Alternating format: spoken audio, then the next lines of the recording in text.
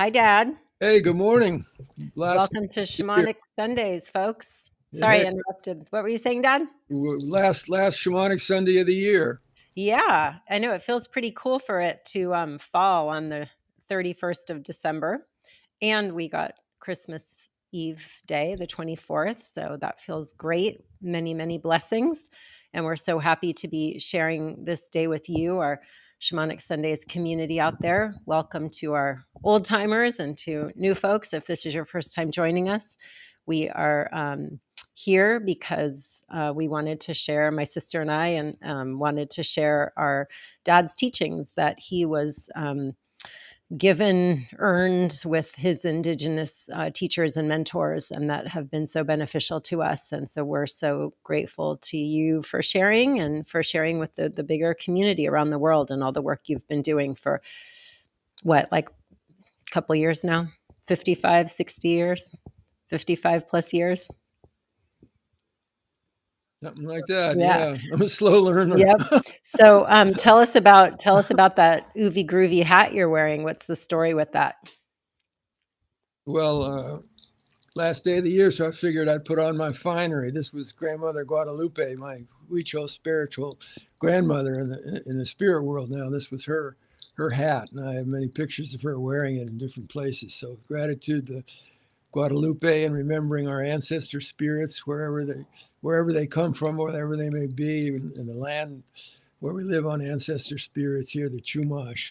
That's honoring all of our indigenous roots through this hat from Grandmother Guadalupe. Oh, Oh, amen. Thank you. Whoop, you can hear my dog growling at our other dog in the background. Mochi, hold on one second.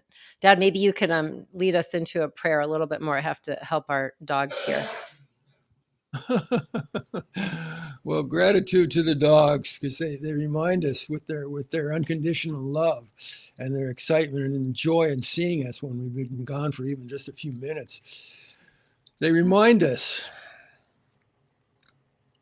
of love, of joy, of happiness, of celebrating prayers, gratitude to all the four-leggeds and the doggies in our lives, and prayers for, oh my goodness, prayers of gratitude for life and the gifts of creation.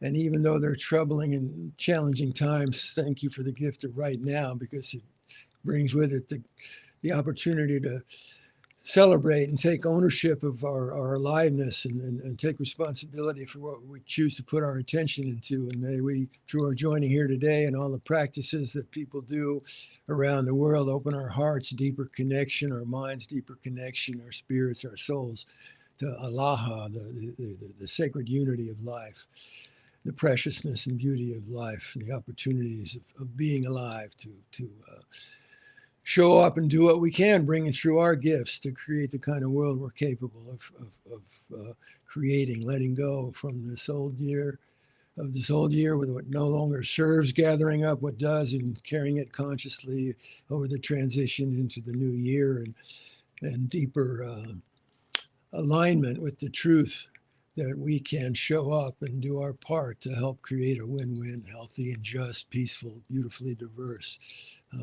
world that we're capable of creating. And may it be so, moving toward that in the new year. Oh, Umbrios. All right. Oh, thank you. Thank you. Thank you. So before the doggies poetically interrupted me, I was asking you about your hat. You were sharing that it's from Guadalupe. Could you speak a little bit more about Guadalupe and her role in your life? And Yeah, sure. yeah, just that would Oh, be great. Thank you. con mucho gusto. So I'm just closing my eyes and tuning into Grandmother Guadalupe's energy, her spirit, and how when I first met her, I could see from the previous shaman that I'd worked with, who was very powerful, but didn't seem to have her heart open, didn't have a warm heart, loving heart, for whatever reasons. And so when I met Guadalupe with Lorraine Boyle back in those early '80s, we went to pick her up from the barrio she was in at the time, having come down from the mountains to lead us on a pilgrimage to Wirikuta. I could feel her heart. I could feel her heart.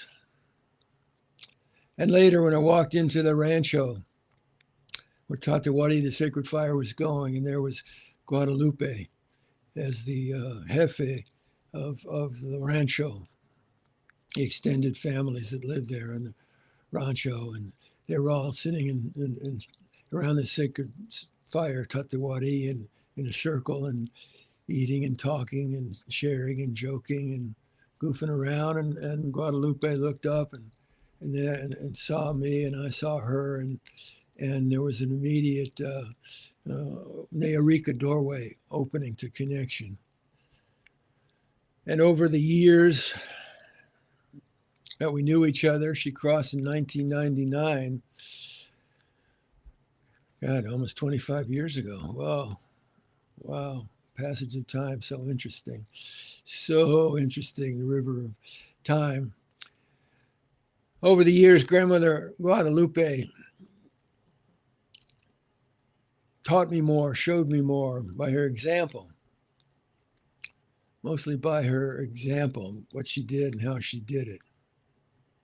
And her connection with respect and attunement to the ancestor spirits and to the spirits of nature, alive and conscious, the spirit of the fire, Tatewari, and Mother Earth, Yurinaka, and Aramara, spirit of the Western Ocean, and the sacred wind, and the sacred mountains, and the sacred holy places, Wirikuta, all over the world, the places of power.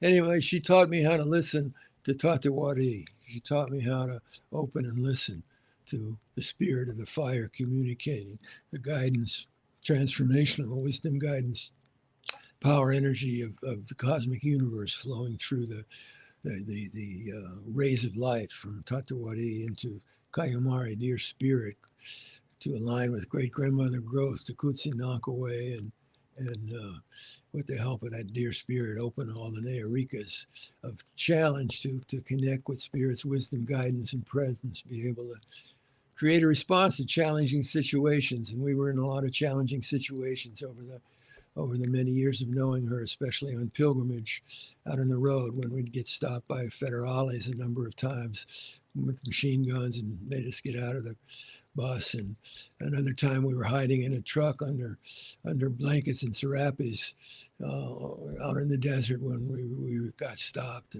and searched for any gringos involved on this pilgrimage, any guns being smuggled. And so there were times of danger when the situations could have gone a lot differently than they did. But Guadalupe got out there every time we were stopped and we were in a challenging situation and faced the federales. And they got her power, they got her spirit, so they backed off and they let us go. No problemas. So she was a woman of power, along with her tenderness and generosity. And to her sadness, she wasn't able to have children in her life. And so she took on all the children and was just such a loving abuela, grandmother to the children of the Huichol extended families, and helping grow and heal the child in all of us. So very grateful for this woman, this elder wisdom woman, who took me in to the degree that when my own grandmother, Sarah, bless her life and memory, died, I told Guadalupe that I needed a grandmother, a new abuela. And so she took me on as her, was my spiritual abuela, grandmother. So with great reverence and gratitude, I give thanks for this woman who continues to teach me and other people. She comes to people on medicine retreats sometimes that had no connection with her except through the ceremony and maybe, I guess, opening a doorway for Grandmother Guadalupe to come through and help people. And they see her, and she brings healing and wisdom, guidance, and strength through hard times and perseverance like she had to live through. So gracias para su vida, Abuela Guadalupe. Besos, grande abrazo de amor. Oh, thanks, Guadalupe. Hey. All right, that's a little bit about Grandmother Guadalupe, who All lives right. in all of us here, all of Yeah, sending light and love, and she appreciates you, Krishna Das, Kimberly, and all you do. absolutely. Thank you. I feel that, and glad glad you wore that hat today, and that we got to use that as a door opening to bring in some story and wisdom from Grandmother Guadalupe. Thank you. Uh, So, given that this is the last day of 2023, which I know, like me, probably all of you can't believe how fast time goes and what a precious gift it is. And I just want to, I have mixed feelings about this concept of resolutions, right? Because half the time we don't feel like we live up to them in the way we had intended or something like that. But the concept of every day being a new opportunity to step into whatever path you're yearning for in your life or feeling like you need to get back onto or onto for the first time. I absolutely believe in that. Just the way the sun comes up every day and we wake up, when we wake up, what a gift that is. And there is definitely something to the the way the seasons, the way nature moves in cycles. And so I absolutely am literally and mentally one with that. And so, in the spirit of closing out this one calendar year and opening up to the new one, and maybe you could share a little bit about the Indigenous perspective on um, regeneration and closing one door and opening another one. hey, And that can help us, as you talk so much about intentions, what our intentions are for the coming year. yeah, what did I just do with that arrow? Oh, there it is. Yeah. So, And actually, I'll put a link in the chat for everyone. There's instructions on how to make a prayer arrow, because that's part of our tradition in our family that you've shared and brought into our family, and so we can share it with other folks too. So I'll put a link, because you did a video a couple years ago about how to make one. oh, I don't remember that, but I'm glad you do. Thank you. You're welcome. So here's this stick with yarn wrapped around it, different colored yarn and some feathers, and it's pointed at one end. And those are the material qualities of it, and put together with understanding. With understanding brings power. The medicine that kind of births itself through this arrow, you might say, polishes up its stardust, is in the Huichol tradition called an uru, prayer arrow, and it's made with love and reverence and gratitude for the winged people who gave its feathers, and for the colors and what they represent, and for the wood of the arrow, and the tree people whose the limb makes up this arrow. And so all of these elements brought together with an understanding in a ritual sacred space of our thoughts have power, and our thoughts are words woven together in a meaningful way. So this making of this arrow is an opportunity. You might say it's a vehicle of opportunity, of spiritual practice to bring conscious awareness, focused conscious awareness into what qualities of consciousness and being do I want to have grow stronger in my life, my family's life, in my career, my work, my relatives, in the world. What qualities of conscious and being do I want to see have grow stronger in my life and extend outward? What are those qualities? What are those aspects of being that I want to have grow stronger? So whatever they are for you, whatever your hopes and dreams are for your life, you weave that into the making of the arrow, weaving those colors that have symbolic significance for what it is you're seeking to grow in your life, what the seeds you want to plant in the deep, dark, fertile womb of winter. So great grandmother growth can see what those seeds are. Great grandmother growth, the Kutsi Knockaway, who births all life from the fertile darkness, from the unseen, from the invisible, into the physical manifestations we see and get to enjoy through a physical incarnation of life, of human life. Consciously choose what seeds you want to have grow in your garden. And so that's the prayers made manifest, made visible. And so in our family tradition, I make this arrow, and each person in the family, or if there's a friend staying with us or around us when we do the ceremony, invited to put their prayers and their thoughts into this arrow. And so everybody in the family, extended family, who's present physically gets to do it, and those who want to send in their prayers spiritually who aren't physically present. And since we're all united in one family, you can send your prayers and hopes and dreams into this arrow. And so then what we do is we take it out on New Year's Day, given the gift of life into a new year, consciously step over that transition bridge into the new year, and we go down to where Mother Earth, Yurinaka meets Mother Ocean, place of two great powers, two great spirits joining together in a sacred marriage. And we plant one of us of the family, and it started with the youngest, and then it moves on up. And I don't remember who's going to do it tomorrow. We'll find out when we take stock of who did it last year. I don't remember that either, but I remember we did it. So, and then we plant that arrow right there with that power, that person, while I'm playing the drum and everybody's sending them our support. They plant that arrow, right there where the powers meet. Sacred marriage. And it's like the archer then is like, pulled the bow back and sent that arrow streaming and vibrates the web, the cosmic web, to activate that which is going to manifest the people and situations that are going to be the vehicles by which we're all called to show up to do our part to bring through those qualities of consciousness and being.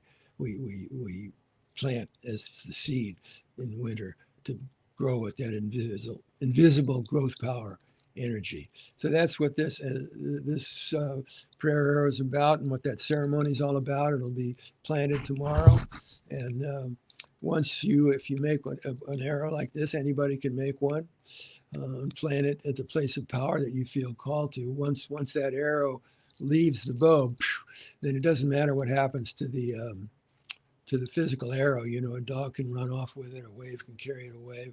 The arrow is already shot. You want to let go and release with faith and trust into the guidance, the wisdom guidance already on its way to you, to help you walk your path of heart toward completion with integrity, with honor, with power, and with joy in this new year. And may it be so for all of us. And actually, let me just check in with Kimberly before I keep rolling on this to see how we're doing and where you're at and what's next before I just keep going on. We're doing good, and I'm happy to let you roll. I want to remember my sweet dog Koa, since the doggy spirit keeps coming up the last two Shamanic Sundays. And one year when we planted the prayer arrow in a creek up in Mill Valley, and Koa promptly ran in and grabbed it and took off with it. And she ran right in front of, I was probably like 15 or 16. So very, very aware of what boys my age thought of things. And I was mortified that we were doing this weird prayer arrow ceremony in front of this cute guy. And then he was like, came right up and started asking us about it and thought it was so cool that we were doing this. And so I share that because I think sometimes we hide from what we truly want in the world, or we're embarrassed by what we truly want in the world, and that leads to a feeling of it manifests in, I don't know what I want. And I feel like the more we can be clear with what we want, then the more likely we are to find manifestations that bring through our deepest what's good for us. So I do want to make sure that we leave time for you to guide us on a little visualization about finding clarity for what our intention should be for our greatest good in the coming year. Okay. So is that now? You want me to do that If now? you have time, but I also don't want to interrupt wherever it was you were going. So No, it all maybe, it all weaves together here. okay. All right, great. Okay. So, So let's just drop into the holy temple, the holy place in us. Looks within place.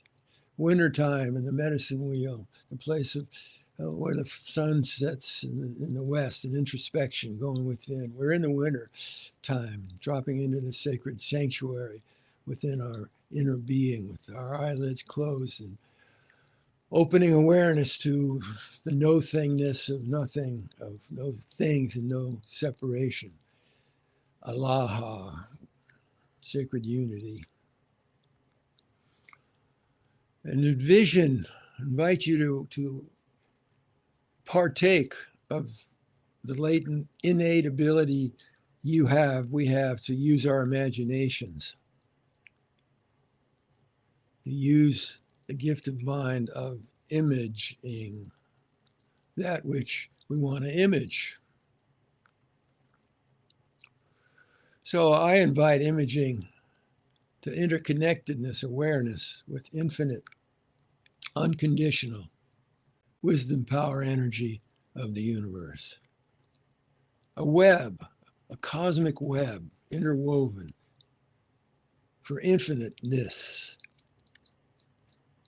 for infiniteness, all connected, all emerged and manifested out of that initial seed of the Big Bang that just exploded and is still expanding at an increasing rate.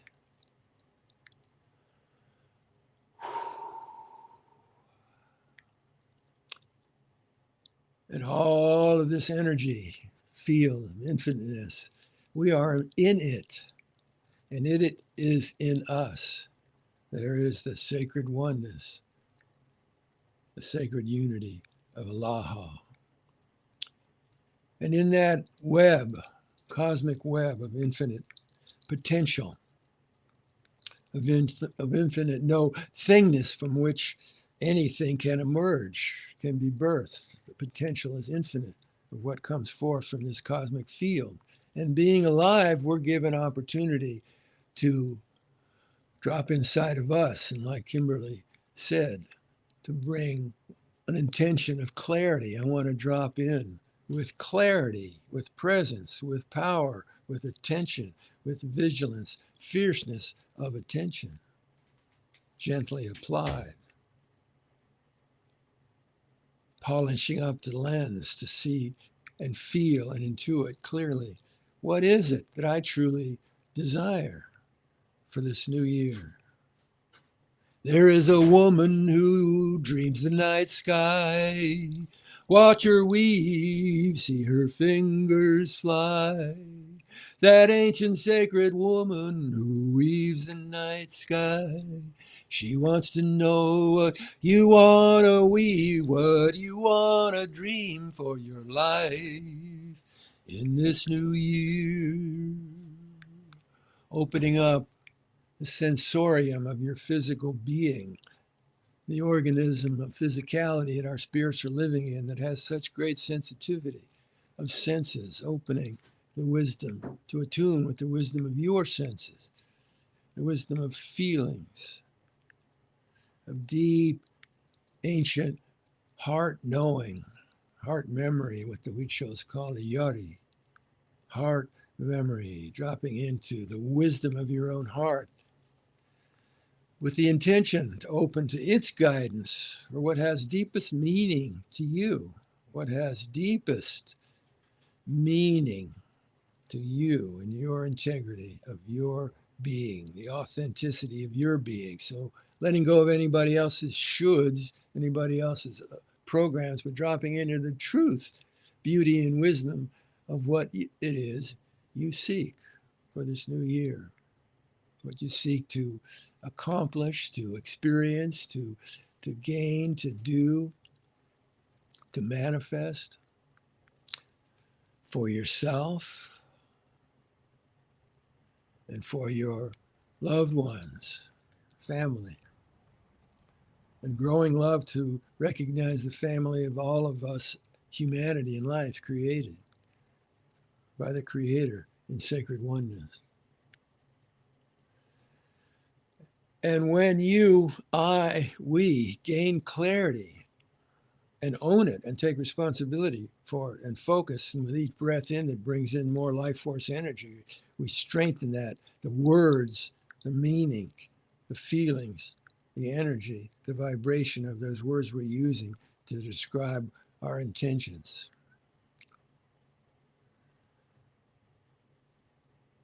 Each breath in of more fuel, fueling it.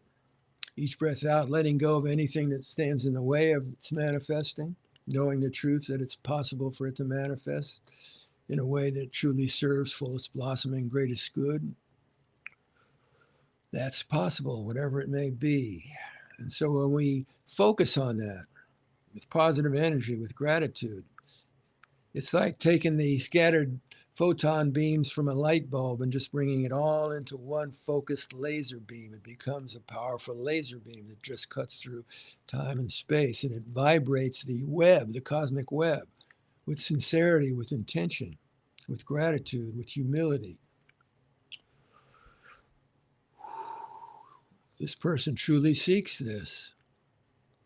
Let us see if it truly serves their fullest blossoming and greatest good. Let us see.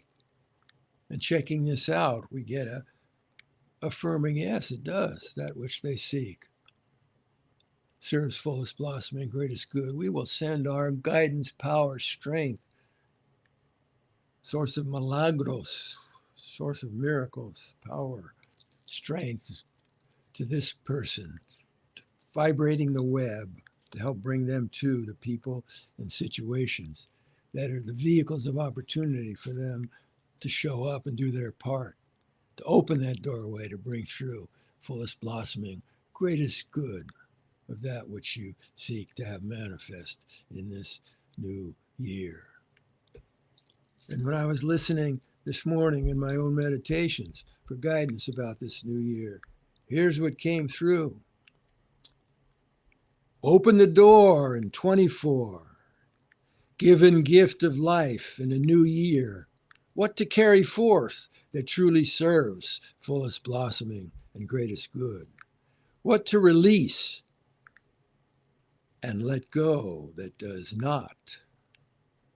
What to consciously choose as a focus of attention, aligned with intention, to co-create with infinite wisdom, power, energy of the universe flowing into us with each breath.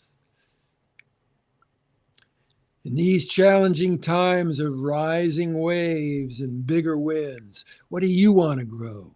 What do you want to know? As you row, fight or flow? Time for the highest dream.